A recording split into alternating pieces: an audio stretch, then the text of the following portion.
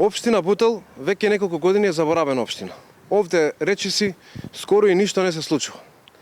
Предизборно ветените проекти од страна на градоначалникот Велимир Смилевски останаа само празно слово на хартија и една голема лага во која веќе ниту еден граѓанин не верува.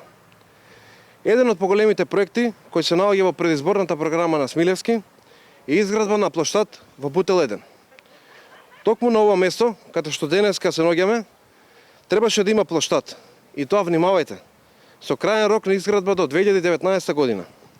А сега сме на крајот на 2020 година, а за овој ветен проект нема започнато никаква почетна постапка за реализација.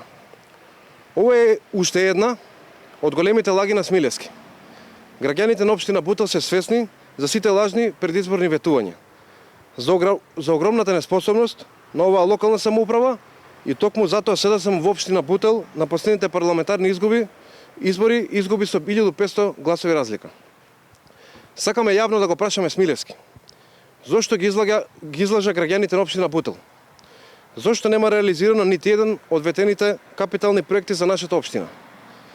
Речиси цел мандат му помина, дали има намера барем во последните неколку месеци од својот мандат да реализира нешто од ветеното. Почитувани, советниците на ВМРО ДПМН во општина Бутел на буџетската расправа ќе поднесат повеќе амандмани и еден од амандманите ќе биде итна реализација на овој ветен проект плоштад во Бутел 1.